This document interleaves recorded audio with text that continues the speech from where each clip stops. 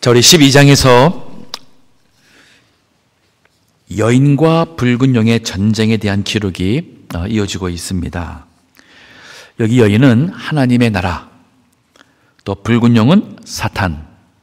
그래서 우리 1절에서 6절까지는 하나님 나라와 사탄의 나라의 전쟁에 대한 기록이 있었고, 7절에서 12절까지는 하나님 나라와 백성이 승리의 찬송을 한 기록이 있었습니다. 오늘은 이제 땅으로 내쫓긴 용이, 즉 사단이 여자 교회를 핍박하는 땅에서 용과 여자의 전쟁에 대한 기록이 있습니다. 지금 이 내용들은 마지막 때에 있을 우리 교회와 사탄의 영적 싸움, 특별히 마지막에 가까워서 대환란 때에 있을 그 내용을 이렇게 마치 영화의 예고편을 보여주듯이 저희들에게 일러주고 있는 것입니다. 자, 13절의 말씀 계속 보니 여기 보게 되면은 용이 자기가, 여기 용은 사탄막입니다. 자기가 땅으로 내어 쫓긴 것을 보고, 즉 하늘나라에서 내쫓겼습니다. 영적 싸움에서 밀린 것입니다. 남자를 낳은 여자를 핍박하는지라. 여기 남자하고 여자, 남자는 예수님입니다. 이제 뒤에 보게 되면은 우리 그 위에서도 5절에 보게 되면은 이 아들, 여자가 아들을 낳았는데 얘는 장차 철장으로 만국을 다스릴 남자라. 그 아이를 하나님 앞과 그 보좌 앞으로 올라가더라. 이 아이는 이 남자는 예수 그리스도. 그러면 남자를 낳은 이 여자는 교회라고 볼 수 있습니다. 신약시대의 교회. 더 크게는 하나님의 나라. 구약시대에도 하나님의 나라가 있었고 신약시대에도 하나님께서 통치하시는 하나님의 나라가 있습니다. 신약에서는 그를 구체적으로 교회, 그 교회를 통하여서 이제 예수 그리스도께서 오신 겁니다. 근데 이 용이 남자를 낳은 여자를 핍박한다고 그랬습니다. 그 위에서는 4절과 5절에 볼 때는 예수 그리스도가 탄생하게 될 때에 용이 예수가 아이를 낳으면 잡아먹으려고 했다졌어요. 하지만은 하나님께서 그 사탄의 그 계략을 물리치시고 그리스도께서 탄생을 하셨고, 그게 실패하게 되니까 이번에는 그 남자를 낳은 여자를, 즉 이제는 하나님의 나라 교회를 핍박하고자 합니다. 14절에 보니 그 여자가 큰 독수리의 두 날개를 받아 광야 자기 곳으로 날아가 거기서 그 뱀의 낫을 피하여 한 때와 두 때와 반 때를 양육받으매. 여기서 뱀도 사단, 마귀 같은 그 하나님을 대적하는 자들을 가리킵니다. 영을 가리킵니다. 자, 여기 용이 여자를 핍박하는데 하나님께서 여자에게 큰 독수리의 두 날개를 주었습니다. 그리고 그 두 날개로 광야 자기 곳으로 날아갔다 그랬습니다. 그리고 거기서 한 때, 두 때, 반 때, 즉 3년 반 때, 이것은 7년 대환란의 전반기를 가리키는 기간 동안에 양육을 받았다. 자, 여기 그 두 날개가 무엇일까? 이 두 날개는 크게 우리 두 가지로 해석할 수 있습니다. 둘 다 맞다고 봅니다. 첫째는 여호와 하나님의 보호와 인도하심을 가리킵니다. 비록 용과 사탄이 하나님의 교회를 핍박하고 해하고자 하더라도 하나님께서 그거를 감당할 수 있는 은혜를 베푸셔서 지켜주시고 그리고 보호해 주십니다. 우리 구약에도 보면은 이런 표현이 있었어요. 출애굽기 19장 4절에 보게 되면은 내가 애굽 사람에게 어떻게 행하였음과 내가 어떻게 독수리 날개로 너희를 업어 내게로 인도하였음을 너희가 보았느니라. 여기 하나님께서 이스라엘 백성들을 독수리 날개로 업었다 그랬습니다. 그 뜻이 뭐냐면 인도했다 그랬습니다. 하나님께서 인도하심을 마치 독수리가 그 날개를 펴서 업어서 그 인도한 것 같은 것으로 설명했습니다. 즉 마지막 우리가 어려움을 당할 때도 하나님은 우리에게 은혜를 베푸시는데 저희들을 보호해 주시고 인도하신다는 말씀입니다. 이 한 해를 돌아보면은 우리가 다 잘해가지고 사고 안 나고 다 잘해가지고 우리가 원하는 대로 다 사는 거라고 할 수가 없죠. 아마 운전하시면서 졸릴 때도 있었죠.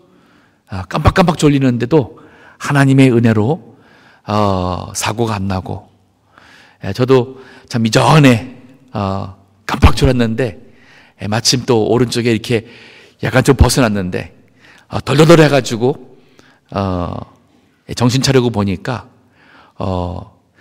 이 만약의 경우에 다리였으면 어떻게 됐을까 하는 생각이 버뜩 들었어요. 다리를 지나갔으면 아마도 거길 들이받았을 텐데, 그러면 또 빠졌을 텐데 하는 그런 생각을 갖던 적이 있습니다. 그리고 돌아보면은 이 세계에 얼마나 많은 일들이 있고 악한 일들이 있고 위험과 사고가 있고 질병이 있고 또 우리가 믿음이 떨어질 수밖에 없는 그러한 많은 시험의 일들이 있음에도 불구하고 하나님께서 우리에게 독수리의 두 날개 같은 그 보호와 인도하심으로 우리에게 은혜 베푸셨고, 또한 이 뜻은 뭐냐면 하나님께서 베풀어 주시는 힘과 능력입니다. 우리로 하여금 거기에서 주저앉지 않고 일어서서 믿음을 계속 이어갈 수 있도록 힘과 능력을 주십니다. 이사야서 40장 31절에도 이 독수리 날개와 그 뜻이 여기 포함이 되어 있습니다. 오직 여호와를 앙망하는 자는 새 힘을 얻으리니. 자, 하나님이 새 힘을 주시는데 독수리의 날개치며 올라감 같을 것이여라 했어요. 독수리의 날개와 연관된 상징적인 의미는 새 힘입니다. 자, 하나님께서 비록 사탄 마귀는 우리를 핍박해서 어떻게든지 우리를 넘어뜨리고자 하지만은 하나님은 우리에게 감당할 수 있는 그러한 독수리의 날개를 주셨고, 또 하나님께서 우리를 인도하시고 지켜주셨습니다. 자, 그러면 우리가 그 독수리 날개 가지고 어디 갔냐면은 여기 본문에 보니까 광야 자기 곳으로 날아가 따랐어요. 광야. 우리가 그 하나님께서 주시는 그 독수리의 날개를 가지고 인도와 보호하심 받으며 주시는 힘으로써 우리가 간 곳이 광야예요. 근데 그 광야가 자기 곳이라 그랬어요. 이 말이 뭐냐면 우리가 거해야 될 그 장소란 말이에요. 우리 믿음 생활을 잘하는 그러한 성도들이 가야 돼서 우리가 그 영적 싸움을 싸워 이길 수 있는 곳은 마치 황금으로 만든 황금집이나 아름다운 꽃동산이나 이러한 무슨 우리가 세상적으로 생각할 때, 보편적인 사람들이 생각할 때 이러한 축복된 땅이라고 생각한다면 항상 그것을 떠올릴 것입니다. 하지만 우리가 마지막 때에 믿음으로 싸우는 우리의 그 싸움의 현장과 영적으로 우리가 힘을 얻고 또 거기서 우리가 믿음을 지킬 수 있는 그곳이 광야지, 우리 육신적으로 편안하고 안일하게 거할 수 있는 그러한 황금 집이나 꽃동산이 아니라는 사실을 우리 여기서 다시 한번 우리의 교훈을 받아야 됩니다.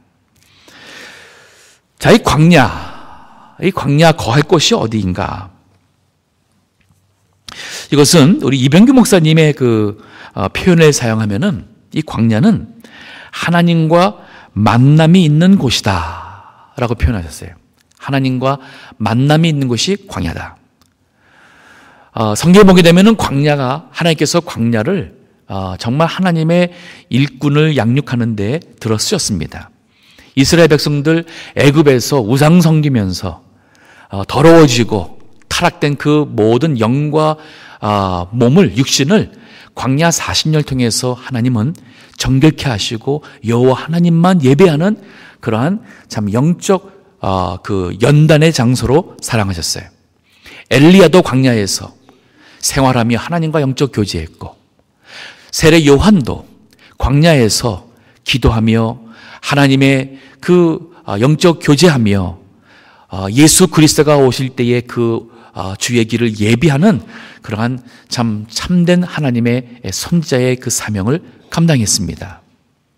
사도 바울도 그 다메섹에서 예수님을 영접하고 나서 3년 동안 아라비아 사막에 갔었어요. 그 3년 동안 아라비아 사막에 가서 예수 그리스도에게서 계시를 받았다고 갈라디아서에서 그가 고백합니다. 즉 하나님이 사도 바울을 그가 거듭나고 이제 사람이 완전 구원받아가지고 새 사람이 되었다 그래서 바로 들어쓰신 게 아니에요. 3년 동안 광야에 보내서 거기에서 그가 철저히 회개하고 하나님의 말씀을, 구약과 신약의 말씀을 그 예수님을 통해서 계시를 받으며 그것을 깨닫고 그가 바리새인으로서 그 배운 그 율법들, 그 아는 그 귀한 참 많은 지식과 하나님의 행하시는 이 복음의 은혜의 그 관계를 그로 하여금 깨닫게 함으로써 하나님은 바울을 들어 사용하신 겁니다. 예수님도 광야에서 기도하시고 광야에서 40일 동안 금식하며 사단에게 시험을 받으셨어요. 우리도 이 광야, 하나님께서 우리에게 영적 광야 생활을 하도록 하실 때에 거기에서 오히려 믿음의 큰 유익함을 받을 수 있는 것을 알고 거기서 자아의 양육을 받아야 돼요. 한 때와 두 때와 반때, 때가 있습니다. 하나님께서 그 광야에서 연단하시는 그 양육받는 때가 있습니다. 그 때까지 우리가 거기서 하나님만을 바라보며 거기서 정말 영적으로 훈련받는 사람이 되어야 돼요. 자, 광야는 하나님의 만남이 있는 곳이다. 즉 하나님만 의지하고 바라보며 깊은 영적 만남을 가질 수 있는 곳이 광야입니다. 우리 믿음이 자라야 돼요. 믿음이 자란다는 것이 교회에서 열심히 봉사하고 좀 안 하던 헌금을 좀 더 하고 좀 안 하던 성경도 좀 읽고 기도한다 그래서 그것 가지고 우리가 믿음이 더 자라고 깊었다고 말할 수가 없습니다.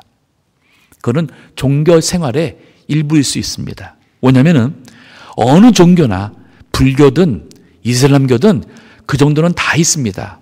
그분들 다 기도하고요. 그분들 나름대로 자신들의 경전을 공부합니다. 그분들은 얼마나 열심히 하는지 모르고 얼마나 많은 것을 드리는지 몰라요. 하지만 그분들은 하나님을 몰라요. 살아계신 하나님을 모르고 하나님과 영적 만남이 없는 사람들입니다. 그렇기 때문에 그 구원에 생명이 없는 겁니다. 구원의 생명이라는 이 생명을 얻고 하나님과의 만남, 정말 하나님과 영적 교제하는 사람은 반드시 내면적인 변화가 있게 됩니다. 생각의 가치관이 달라지게 되고 베드로 같은 성격을 가진 그 급한 사람도 그 예수를 만나고 나서는 그 참 고치지 못할 것 같은 사람도 성격이 바뀌었습니다. 사도 바울은 성격이 강한 사람입니다. 그는 어떠한 일에 대한 추진력이 있는 그러한 성격이라서 카리스마 있다고 아마 오늘날 사람들은 말할 수 있는 그런 사람이에요. 그렇기 때문에 많은 사람들을 상처 주면서 그는 자기가 추구하고 옳다는 일을 하는 스타일입니다. 그러나 예수님 믿고 나서는 그 성격도 바뀌었어요. 그 성격이 다 죽었습니다. 그리고 인생의 마지막에는 자기 자신이 젊지는 않지만은 과거에 어떠한 선교를 한답시고 상처를 줬던 젊은이 마가, 그 마가를 아마 평생 그 바나바와 마가를 데리고 2차 선교를 갈 거냐 가지 말 거냐. 바울은 한 번 배신한 그 사람을 용서할 수 없다. 2번 할 것이다 해서 마가를 데려갈 수 없다. 바나바 같은 경우는 권위자라고 그랬습니다. 거기서 말하는 권위자는 권면하고 위로하는 자란 뜻이에요. 바나바 같은 경우는 그래도 마가를 우리가 다시 한번 기회를 주는 것이 옳다. 이 두 참 큰 초대교회의 위대한 이 두 신앙의 거인들이 그만 마타를 갖고 그래서 같이 가지 못하고 따로 선교길을 가게 되죠. 하지만 바울은 자신의 그런 인간적인 어떠한 그 강한 성격 때문에 그 어린 마가에게 상처 준 것이 늘 기억에 남은 것 같아요.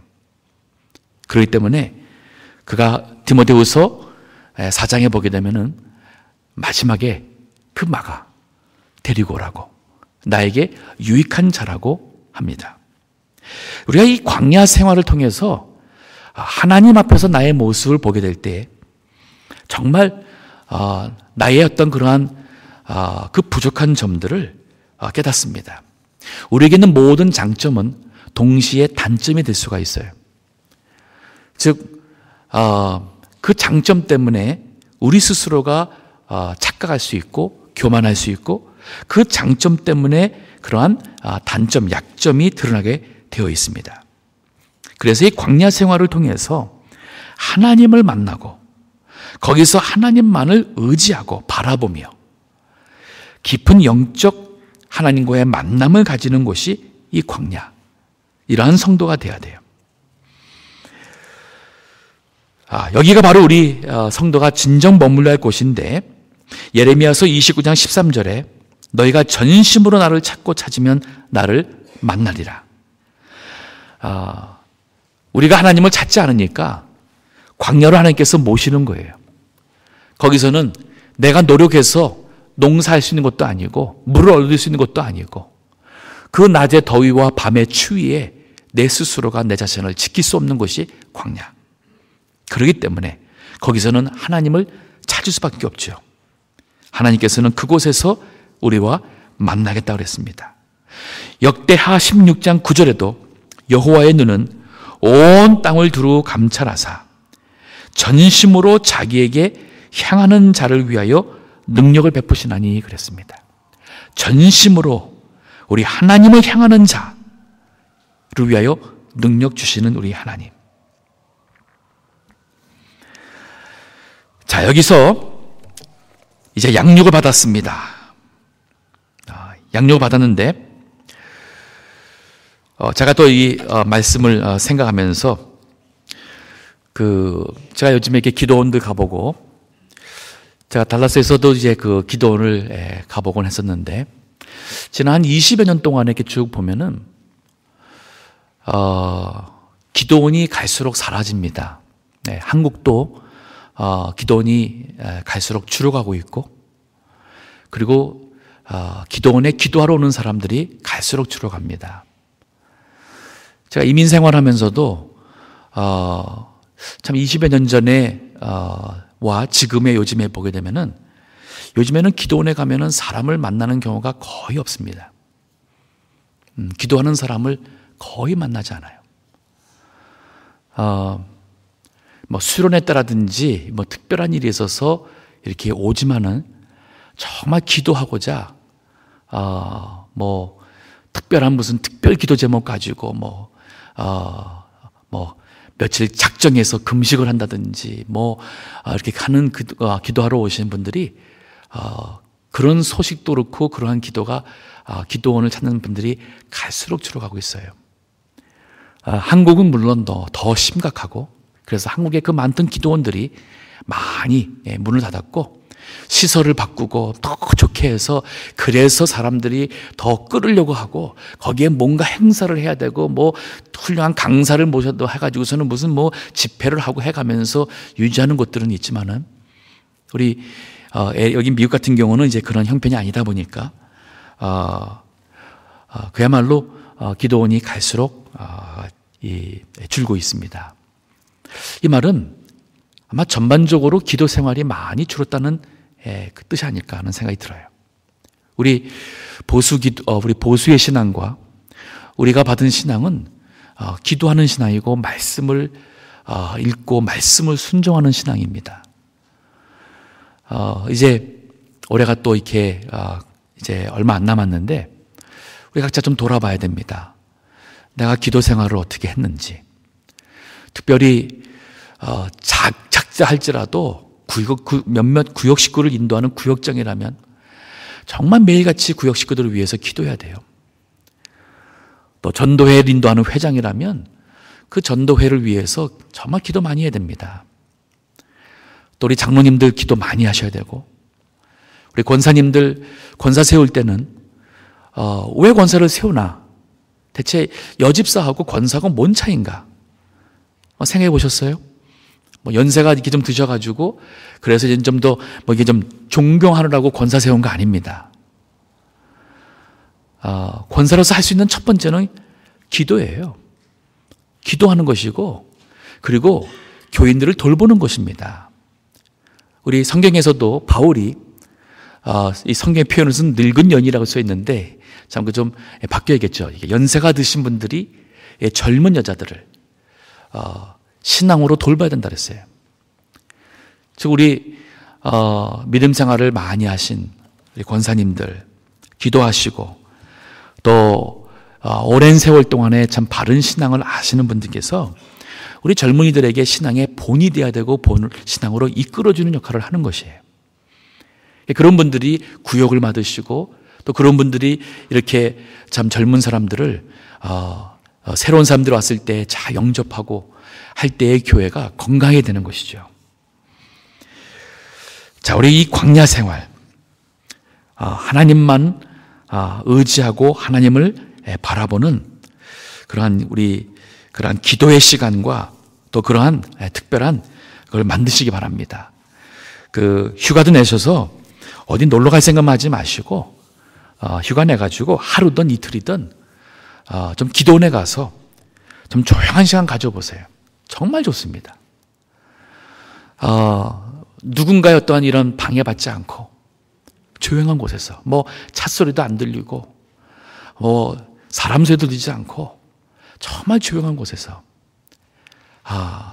참 기도를 하면은 이 마음에 하나님의 정말 그 임재하심과 하나님의 은혜가 마음속에 정말 꽉 차오는 것을 느낄 수 있는 참 우리 참 하나님과의 그 골방에 들어가서 은밀한 기도하는 시간 정말 필요합니다.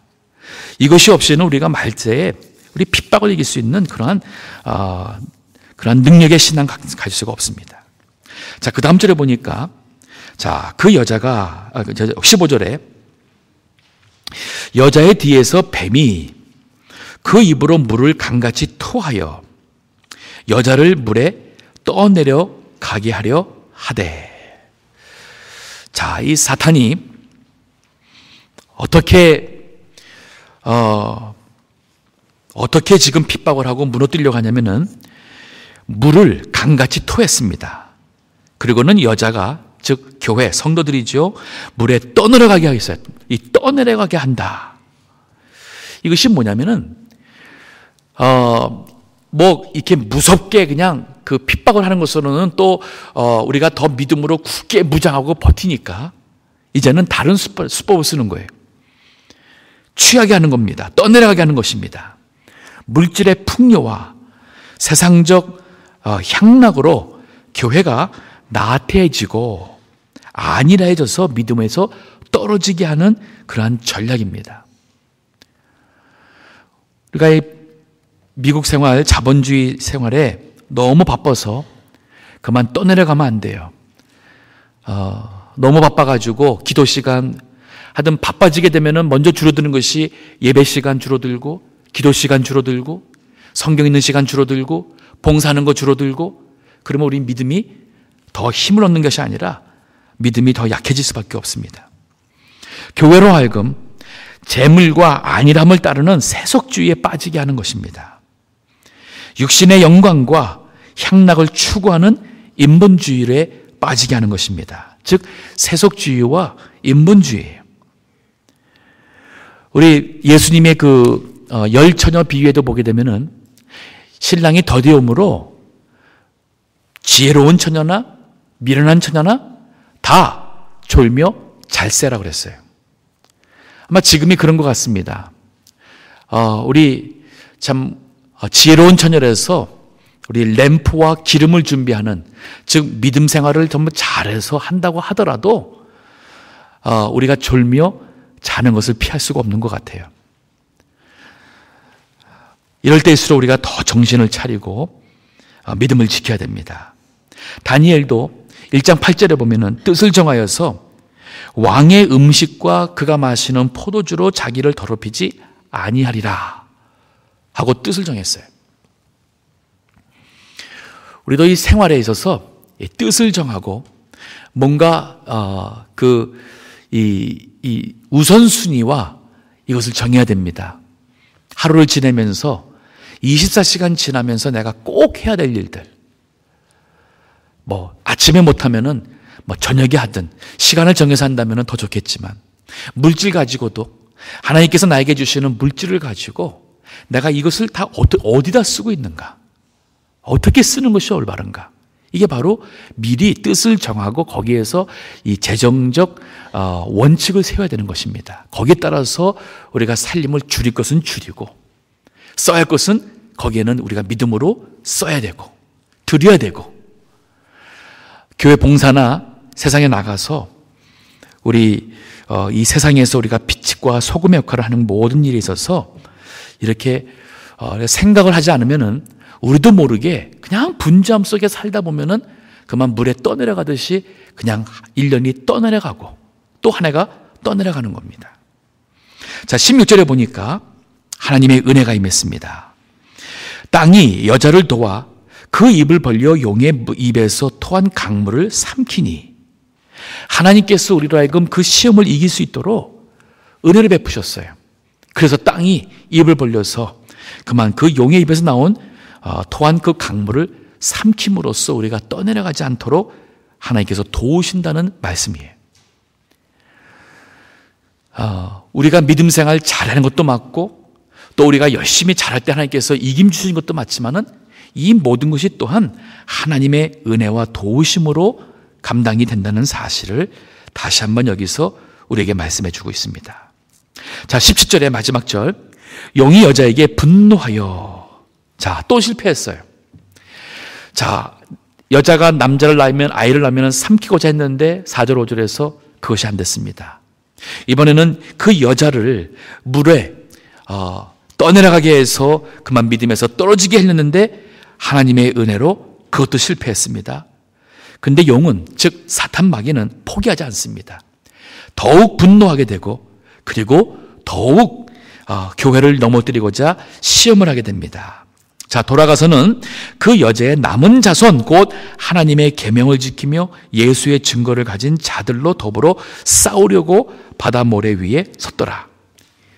자, 포기하지 않았습니다. 이번엔 또한 그 남은 성도들과 싸우고자 그가 모래 위에 섰다 그랬어요. 자, 여기 마귀가 무너뜨리고자 하는 이 참된 신령한 성도, 여자의 남은 자손, 여기 두 가지로 설명했어요. 하나님의 계명을 지키며 예수의 증거를 가진 자들. 하나님의 계명을 지킨다. 이거는 우리가 기본적으로 정기적으로 예배 생활하고 신앙 생활하고 또 하는 그 수준을 넘어서는 겁니다. 성경 말씀 아는 거 가지고 얘기하는 것이 아닙니다. 여기서 말하는 것은 우리가 매일매일 살아가면서 하나님께서 주시는, 말씀을 통해 주시는 하나님의 메시지, 하나님께서 나에게 지키라 주시는 그 말씀이 무엇인지를 우리가 살아가면서 늘 말씀을 통해서 그걸 깨닫는 사람이 돼요. 설교를 통해서 깨달을 수도 있고, 성경의 말씀을 본인이 읽으실 때에 그 말씀 속에서 하나님이 오늘 이 말씀 통해 나에게 이렇게 하라고 하시는구나, 누구를 사랑하라 하는 거구나, 내가 누구를 마음속에 용서 못하는 것 하나님께서 용서하라고 하는 거구나, 이게 말씀을 보면서 나에게 말씀이 이게 적용이 돼서 이것이 사라져야 돼요. 그럴 때 계명을 지키는 겁니다. 근데 그렇지 않고서는 성경 말씀은 다 알아요. 다 합니다. 그런데 이 말씀과 말씀을 얘기할 때의 나와 실제로 살아갈 때의 나는 따로 기름과 물처럼 별개로 사는 사람이 많아요. 설교 들을 때도 이 설교 우리 누가 들어야 되는데, 이건 누가 들어야 되는데, 이거 목사님이 누구한테 하는 얘기구나. 아니에요. 모든 말씀을 다 나한테 하신다는 말씀을 들을 때 그게 바로 은혜 받는 겁니다. 자, 이 말씀, 하나님의 계명을 지키는 자가 그때에 살아남아있는 여자의 남은 자손이요 참된 신령한 성도예요. 그리고 예수의 증거를 가진 자들. 결국 우리가 믿음 생활을 잘한다 할 때에 하나님께서 원하시는 증거, 테스트가 바로 뭐냐면, 우리의 신앙생활을 통해서 누가 바로 예수님의 살아계신 증거를 보며 그가 마음을 돌이켜서 예수를 믿고 구원받게 되느냐? 그겁니다. 우리의 입술을 통해서 전도를 통해서도 구원받게 될 수도 있겠지만 우리의 소금과 빛과 같은 착한 행실을 통해서 하나님 아버지께 영광을 돌리는 통해서 많은 사람들이 주님을 보게 되듯이 우리의 삶에 우리 신앙, 기도를 많이 하는 것도 기도를 많이 했기 때문에 우리가 신령한 성도로서 세상 사람들에게 감동을 줘야 되는 것이죠. 하나님께서 우리의 물질의 축복을 줬으니 그것이 우리의 복이 아니라 물질의 축복을 준 걸 가지고 우리가 어떻게 사용함으로써 하나님은 모르는 사람들이 그것을 보며 그들의 마음을 열고 그들이 구원받을 때에 이것이 바로 열매예요. 그러니까 궁극적인 열매는 우리가 예수님의 증인의 삶을 사느냐, 얼만큼 예수님을 나타내는 바로 증거를 가진 자냐 하는 것이 열매의 궁극적인 열매입니다. 우리가 예배 참석했다, 기도했다, 봉사했다, 했다, 이거 자체는 어떻게 보면 다 도구에 불과합니다. 도구예요. 그걸 가지고 우리가 무엇을 하느냐 할 때에 하나님께는 영광, 이 세상에서는 예수의 증거로서 많은 영혼들이 주님을 믿어 구원받는다면 우리의 신앙생활은 하나님이 기뻐하시고 인정하시는 그러한 삶이 될 것입니다. 이러한 자들을 하나님께서 들어 쓰시고 이런 자를 통해서 하나님은 영광을 받으시며 하나님 나라를 세워나가실 겁니다. 우리 모두가 다 사탄 마귀의 시험을 싸워 이기는 그러한 능력의 성도들 다 되시기를 간절히 바랍니다. 기도하겠습니다.